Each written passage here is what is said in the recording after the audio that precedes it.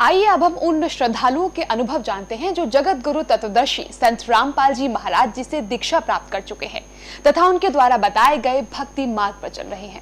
नमस्कार सर। सत्य भगत जी। आपका शुभ नाम क्या है? भगत जी, मेरा शुभ नाम ब्रह्मपाल दास है। आप कहाँ के रहने वाले हैं? मैं जिला बुलंदशहर उत्तर प्रदेश गांव पिपाला का रहने वाला हूं।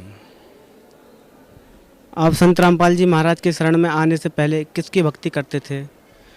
जगत गुरु रामपाल जी महाराज की शरण में आने से पहले मैं अपने भोले बाबा की और साईं बाबा की, राम की, कृष्ण की, जितने भी देवता हम पूजते थे हिंदू धर्म में, सभी की पूजा करता था। और उसके बाद लास्ट नाम लेने से 2 साल पहले मैं राधा स्वामी पंथ से जुड़ गया था।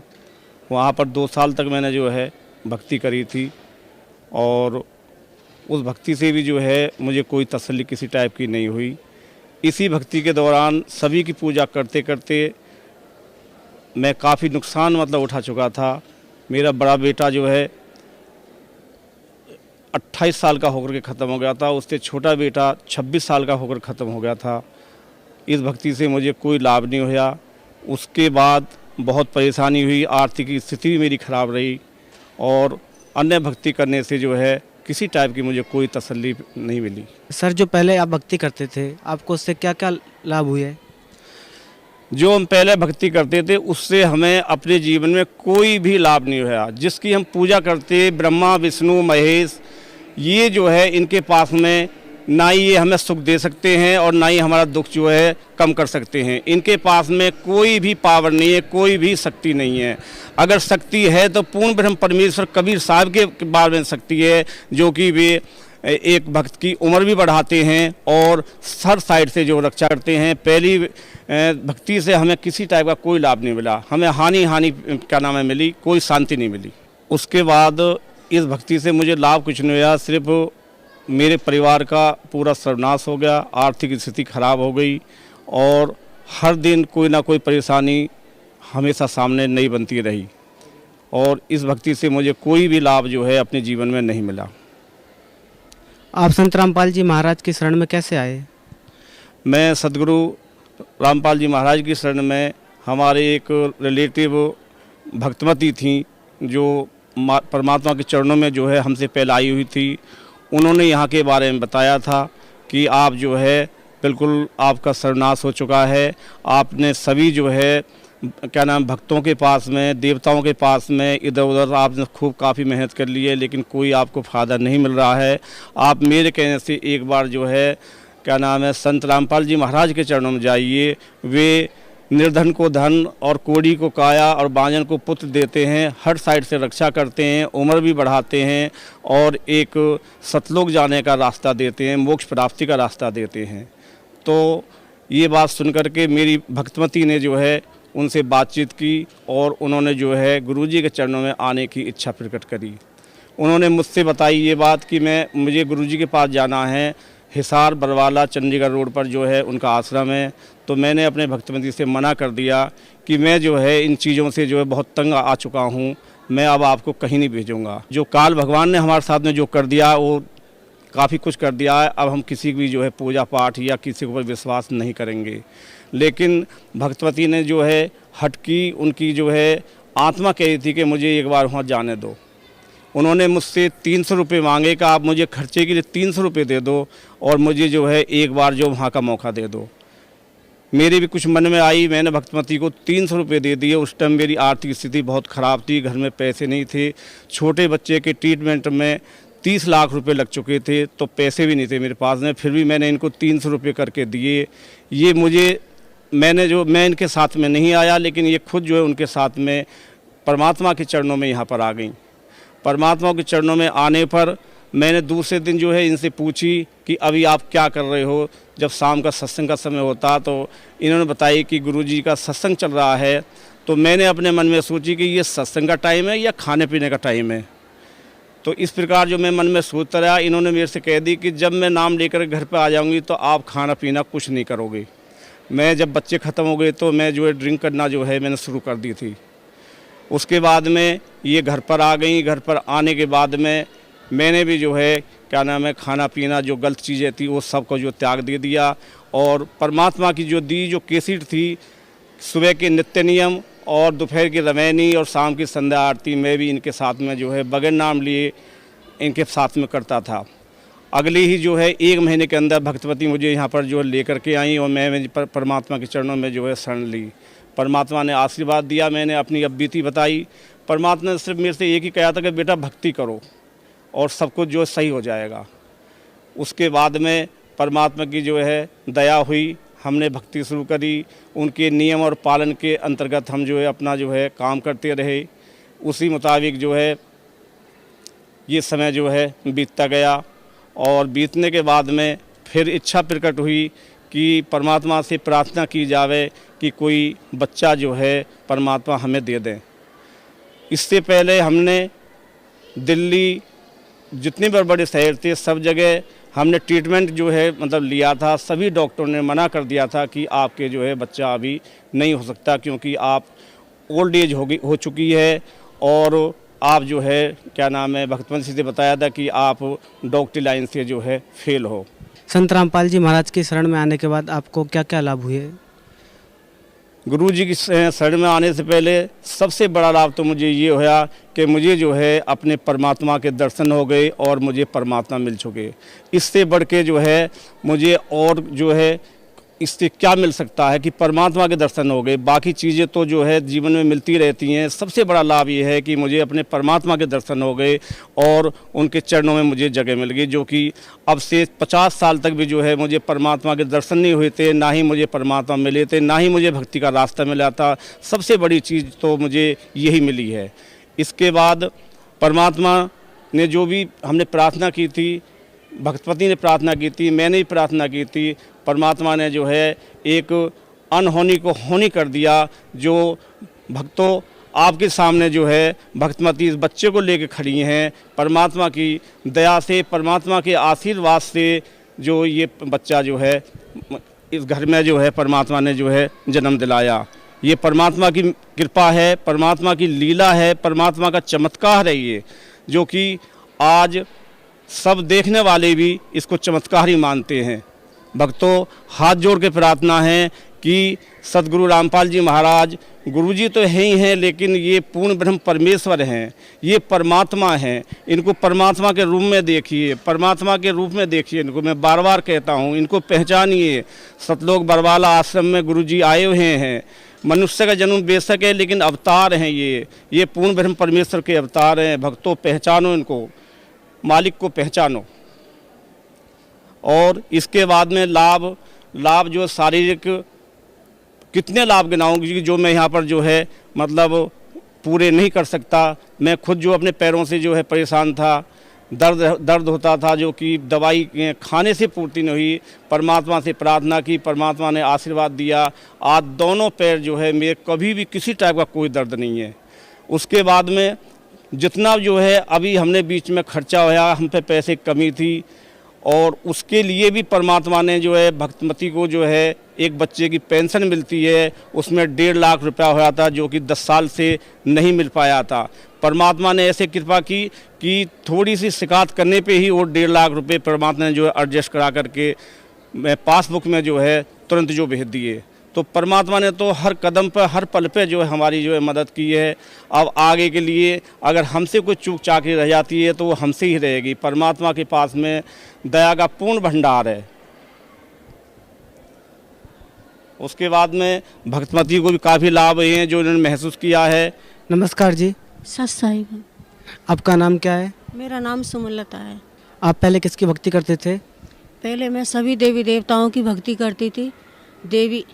देवी की भी करती थी, दुर्गे माँ की भी नवरात्रि व्रती कर रखती थी, करवा चौथ और जितने भी होई है, अष्टमी है, एकादशी, सारे व्रत करती थी। मैंने कोई व्रत नहीं छोड़ा था, पहले सब व्रत करती थी।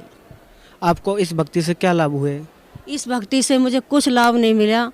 इस भक्ति से मैं इतनी भक्ति करते करते कुल्ली में मतलब हफ्ते में 2 दिन या 3 दिन खाना मुश्किल से खाती थी। पूरी मैं मतलब भक्तों के पास जितने भी ओझा हैं, ये देवी देवता, सब के पास मैं कोई नगरकोट और ये वैष्णो माता, ऋषिकेश, हरिद्वार, साईं बाबा, शिरडी बाबा, बालाजी, सब जगह मैं घूमी, लेकिन मुझे कहीं कोई लाभ नहीं मिला इस भक्ति से। इस भक्ति से इतना ये इस काल ने ऐसा किया मेरे साथ में कि मेरा बेटा आर्मी में भर्ती हो गया था। आर्मी में भर्ती होने के बाद में मेरे बेटे को 7 महीने ट्रेनिंग पे हो गए थे। 7 महीने बाद मेरा बेटा कंपटीशन चल रहा था, उसका 25 मिनट का टाइम था और मेरे बेटे ने 14 मिनट में अपनी दौड़ पूरी करके, बीपीटी पूरी करके, मतलब उसका ब्रेन सीज हो गया और उसका दिल फट गया। वो 23.5 साल का बेटा मेरा इस काल ने खा लिया। मुझे इससे कोई लाभ नहीं हुआ। आज 1 दिसंबर को मेरे बेटे को 10 साल हो गए। छोटा बेटा मेरा था 27 साल का, उसको 2.25 साल हो गए। वो बेटा मेरा मर्चेंट नेवी में शिप कैप्टन था, वो भी उसको भी पानी सूट नहीं हुआ, उसको इन्फेक्शन और निमोनिया हो गया। उसके इलाज में मैं दर दर ठोकर खाई। कोई कहता कि इस पे हवा है, कोई कहता कुछ है, किसी ने करा रखा है। मैंने 3 लाख रुपए तो इन भक्त पुरुषों को दे दिए। देवी देवताओं को मैंने कोई नहीं छोड़ा, जिसके बताते मैं उसी के पास जाती, लेकिन मुझे कोई लाभ नहीं हुआ और ना ही मेरे कोई कहीं जाने का। जहाँ भी कोई बताया तो मैं वहीं भागती चली जाती थी। लेकिन मेरा बेटा इतना परेशान था, बोलता मम्मी मुझे जहर का इंजेक्शन लगवा दो, आप इतनी क्यों परेशान हो रही हो। नहीं बेटा, जब तक मैं सांस है मैं दिखाऊंगी। मैंने मेरठ में इलाज कराया, गाजियाबाद में कराया, नोएडा में कराया, फिर लास्ट में मैं सर गंगाराम दिल्ली हॉस्पिटल में बच्चे को ले गई। वहाँ पे मेरे बेटे को कोई आराम नहीं हुआ, बट डॉक्टर बताते वेंटिलेटर पर मेरे बेटे को 1 महीने रखा। 1 महीने का मेरे बेटे का 50 लाख रुपए खर्चा हुआ। मैं देती रही। मैंने घर की भैंस वगैरह रखती थी, सब बेच दी। जितनी मेरे गहने वहने थे मैंने सब गिरवी रख दिए। मैं बेटा मैं तुझको जाने नहीं दूंगी, मैं जो कुछ मुझे मिला, जो भी मेरे से होगा मैं करूंगी। लेकिन कुछ नहीं कर पाई। इतनी जो इसने भी बताया, हॉस्पिटल में भी बताया कि आप वहाँ चले जाओ कि पीर है। कोई बोला कि एक हरियाणा में रहता है कि वो फौजी, वो रिटायर है, फौजी से मतलब झाड़ पीर का झाड़ फूँक करता है। वहाँ भी मैंने अपने देवर को भेजा हॉस्पिटल में, फिर कुछ लाभ नहीं हुआ। हम दोनों आदमी ऐसे खड़े रहे, लेकिन बेटे के कब प्राण निकल गए हमें पता भी नहीं चला। इस काल ने शारीरिक और धन दौलत जिसने भी मतलब सब तरह से हमें लूट लिया। हमें कोई लाभ नहीं मिला इस भक्ति से। आप संत रामपाल जी महाराज के शरण में कैसे आए? संत रामपाल महाराज की शरण में, सतगुरुदेव की शरण में मेरा बेटा 27 जून को ख़त्म हुआ था। 10-12 सितंबर को हमारी एक रिलेटिव थी, वो हमारे पास में गई। उन्होंने बताया कि आप हमारे कहने से एक बार वहाँ चलो। बोले अब तो मेरा सब कुछ लूट चुका, अब मैं किसके लिए जाऊँ वहाँ, मैं नहीं जाऊँगी अब। बोले नहीं आप एक बार जाके तो देखो। लेकिन मैंने उसकी अनसुनी कर दी, मैंने उसकी बात नहीं मानी। अनसुनी ऐसी करके वो चली गई, दूसरे गांव से आई थी वो। फिर थोड़े कुछ दिन बाद में मैं ऐसी सोचती रही। मैं बोली हमारा दोनों का क्या होगा। जगह भी इतनी थी, 500 गज में मकान बना हुआ है, परमात्मा की झोपड़ी बनी हुई है शहर के अंदर, घर जमीन सब कुछ था। बोले किसको दूँ, कौन करेगा हमारी। बीमार भी हो गए तो ये है कि कोई हमें देखने के लिए, घर परिवार वाला कोई देखने के लिए भी नहीं आता था, ना ही कोई रिश्तेदार आता था। ये और कह देते कि वहाँ जाएंगे, हमें डर लगता है। इसके 2 बेटे ख़त्म हो चुके हैं। बहू भी लड़के के छोटे बेटे की शादी कर रखी थी, वह बहू भी बेटी थी, उसमें बेटा बीमार हो गया, बहू चली गई, बहू भी नहीं आई। 4-5 बार जा के उसकी इतनी मिन्नतें की, इतनी खुशामद की कि बेटा हमारा कोई नहीं है। उन्होंने जवाब दे दिया, बोले मैं नहीं जाऊंगी, ना ही अपनी बेटी को दूंगी। हम बहुत परेशान हो चुके थे। फिर मैं ये सोच के कि इतनी परेशान हो, किसी दिन ऐसी देखती हूँ जाके परमात्मा के चरणों में, अगर परमात्मा बता रहे तो मैं वहाँ भी जाकर देख लेती हूँ मैं।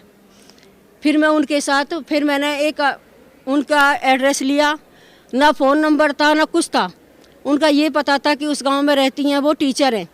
उनका मैंने पता मंगाने फ़ोन नंबर लिया। उन्होंने फिर मुझे ज्ञान गंगा दी। ज्ञान गंगा मैंने पढ़ी, मैंने कुछ नियम पढ़े और वो पढ़े। मैं नियम तो हमें करना किसका है कि जब हमारे सब कुछ ख़त्म हो चुका तो हमारे लिए मैंने को सब भक्ति वक्ति सब बंद कर दी थी। जो देवी देवताओं की तस्वीरें रखी थी, कम से कम 25-30 सीनरी मैंने मंदिर बना रखा था, उसमें लगा रखी थी मैंने शीशे में जड़वा के। सबको मैंने निकाल के बाहर फेंक दिया। मैंने किसी की जब से बेटा ख़त्म हो गया मैंने पूजा करनी सबकी बंद कर दी थी। बोली मैं तो कुछ करती नहीं, ना त्यौहार करती, ना व्रत करती, मैं कुछ करती नहीं, जो मेरा कुछ है ही नहीं, तो मैं जाऊँगी परमात्मा के चरणों में। फिर मैं बोली कि 23 सितंबर से 25 सितंबर 2011 में सत्संग है। बोले आप जब चलना हमारे साथ में, तो मैं उनका इंतज़ार कर रही थी। वो 22 तारीख में मुझे लेके यहाँ पे आई। 22 तारीख की रात को 2-2:30 बजे मैं आके लगी यहाँ पे। 23 सितंबर को मैंने नाम लिया परमात्मा से आने के बाद में यहाँ पे। संत रामपाल जी महाराज की शरण में आने के बाद आपको क्या लाभ हुए? जगत गुरु संत रामपाल जी महाराज के चरणों में आके मुझे इतना लाभ हुआ है कि जो हम इतने परेशान थे कि मतलब हमारे घर में हमारा जीना बिल्कुल मुश्किल हो रहा था। हम रो रो के अपना समय बिता रहे थे। हमें सबसे पहले तो सुख शांति मिली। हमें ऐसी सुख शांति मिली कि हम आराम से उस घर में रहने लगे और आराम से खाना वाना थोड़ा बहुत खाने लगे और भक्ति में लगे हम। उसके बाद में जब मैं सत्संग में आई थी यहाँ पे, तो पैसे तो थे नहीं, मैंने इनसे पैसे लिए। पैसे लेके आई तो इन्होंने बाद में देखा तो डब्बा, मेरे किचन में एक डब्बा रखा है शोकेस में, उसमें 3 नोट 100 के इतने कोरे कोरे नोट रखे। अब इन्होंने बाद में देखे तो ये भी बोले कि मुझसे पैसे मांग रही थी और पैसे तो इसके डब्बे में रखे हैं। फिर मैं गई, फिर मैंने भी देखे तो मैं बोली मैं इसमें तो पैसे आपने रखे हैं। बोले मैंने तो नहीं रखे, मैं तो सोच रहा था कि आपने रखे हैं। मैंने नहीं रखे। बोले मेरे पास पैसे ही नहीं है। इतने कोरे 100 के 3 नोट की, मतलब इतने कोरे की जैसे कि उनकी तय भी नहीं मुड़ रही थी बिल्कुल भी। ये पहला चमत्कार हुआ। फिर मेरा शारीरिक परेशानी थी वो भी ठीक हो गई। उसके बाद में फिर हमने बोला कि बताया गुरुजी से, अपनी बताई, गुरुजी मैं इतनी दुखी हूँ, इतनी परेशान हूँ, काल ने मुझे हर तरीके से लूट लिया है। परमात्मा बोले कि बेटा भक्ति कर। मैं सोचा कि मैं इलाज करा लूँ, सब बोलते थे। फिर हमने इलाज कराया, कैलाश में भी कराया बच्चे होने के लिए, IVF भी कराई, लेकिन उससे भी हमें कामयाबी नहीं मिली। फिर परमात्मा के चरणों में आके मैंने अरदास करी कि गुरुजी मैं इलाज करा लूँ। गुरुजी बोले कि तू करा ले जा और भक्ति कर। भक्ति करने के बाद हमारे परमात्मा ने ये सबके सामने है ये आशीर्वाद चमत्कार हमें दिया है। छोटा बेटा मेरा 29 साल का 7 अक्टूबर को हो चुका है, जो कि 29 साल बाद परमात्मा ने मुझे ये इतना बड़ा चमत्कार दिया, इतना बड़ा लाभ दिया। इससे ज़्यादा परमात्मा क्या देंगे कि जो मतलब मैं इससे ज़्यादा कुछ नहीं कहता। क्या बताऊँ मैं, इतना इससे ज़्यादा और क्या देंगे परमात्मा। सब कुछ दे रखा है, मतलब किसी धन की कमी नहीं है परमात्मा के चरणों में, और जिस चीज़ की कमी थी वो परमात्मा ने हमारी पूरी करी। माई जब आप डॉक्टर के पास गए थे तो आपको डॉक्टर ने क्या जवाब दिया? डॉक्टरों ने, मैं पहले तो कैलाश हॉस्पिटल नोएडा में गई थी, वहाँ पे भी जाके पहले परमात्मा की दया से मेरे ऐसा हुआ कि ये महामारी मेरी बिल्कुल बंद थी। परमात्मा के यहाँ आने से मेरे वो शुरू हो गई, 2-3 महीने मेरे शुरू हो गई थी। फिर परमात्मा के उससे मैंने इलाज कराया। इलाज कराने की वजह से तो मैं कैलाश हॉस्पिटल में गई। कैलाश हॉस्पिटल में जाके मैंने चेकअप कराया, तो वहाँ पे जाके डॉक्टर ने बोला कि नहीं, आपका तो मतलब बिल्कुल अंदर ख़राब है, आपकी बच्चेदानी निकाली जाएगी, आपका मतलब कोई नहीं होगा कुछ भी। मैंने गुरुजी से यहाँ अरदास करी, प्रार्थना करी कि गुरुजी मेरे तो ऐसे बताया है, तो प्रार्थना पे बताया कि कुछ नहीं होगा, भक्ति करो। फिर हम दूसरे दिन उन्होंने बोला कि ऑपरेशन के लिए तैयार होके आना। हम कागज़ वगैरह सारे लेकर के ऑपरेशन के लिए गए। डॉक्टर को दिखाया तो डॉक्टर ने बोला कि आपके तो कोई बीमारी नहीं है, आप तो बिल्कुल ठीक हो, आपको किस चीज़ का ऑपरेशन बताया? मोली पता नहीं मैडम, डॉक्टर ने बताया था मुझे तो। फिर हम बच्चे वाले डॉक्टर के पास में गए, उन्होंने बोला कि आपका कोई ऑपरेशन नहीं होगा, आप बिल्कुल ठीक हो। फिर बच्चे वाले के पास में हम गए। बच्चे वाले के डॉक्टर के पास में जाने के बाद में उस डॉक्टर ने मना कर दिया, बोले आप इस काबिल नहीं हो, आपकी एज ज़्यादा है और आप मतलब आपके नहीं कामयाबी नहीं मिल सकती। फिर हम मेरठ मेडिकल में गए। मेरठ में भी उन्होंने मना कर दिया। फिर एक शुभ भारती हॉस्पिटल था, उसमें भी मना कर दिया, बोले कि आपको कामयाबी नहीं मिलेगी, आपकी एज ज़्यादा है, आपको ज़्यादा ज़रूरत है, तो आप मतलब अनाथ आश्रम से ले लीजिए। बोले अनाथ आश्रम से तो मैं नहीं लूँगी। फिर उसके बाद में हम दिल्ली RR हॉस्पिटल में गए। RR हॉस्पिटल में हमने इलाज कराया। इलाज करने के बाद में बोले कि वैसे तो नहीं होगा, IVF से हो सकता है। उन्होंने वो भी कोशिश की, बाद में उन्होंने कामयाबी नहीं मिली, उन्होंने मना कर दिया। एक मैडम थी, मैडम बोली कि आपको कामयाबी नहीं मिलेगी, आपकी जो साइंस साइड से मतलब डॉक्टर ने सभी ने मना कर दिया, सभी ने मना कर दिया। बोले कि आपको कामयाबी नहीं मिलेगी, आप इस काबिल नहीं हैं। अगर ज़्यादा जिद करोगे भी आप तो IVF से भी आपको अपाहिज बच्चा होगा, और वो भी जिए या ना जिए। बोले आप इस काबिल नहीं है, आपको नहीं कामयाबी मिलेगी। फिर मैंने परमात्मा से आके यहाँ अरदास करी। परमात्मा बोले कि बेटा भक्ति कर, परमात्मा रजा करेंगे। यही आशीर्वाद परमात्मा ने दिया और आज परमात्मा का ये चमत्कार है। आप भक्त समाज को क्या संदेश देना चाहेंगे? मैं तो भक्त समाज को यही कहना चाहती हूँ कि जितने भी भाई बहनें, जितने भी हैं, सभी आओ परमात्मा के चरणों में और अपना जीवन सुधारो। मोक्ष प्राप्ति तो मिलेगी ही, लेकिन इस दुखिया को देख के थोड़ा बहुत समझो और बस परमात्मा के चरणों में चले आओ और अपनी मोक्ष प्राप्ति कराओ और लाभ पाओ। धन्यवाद माई।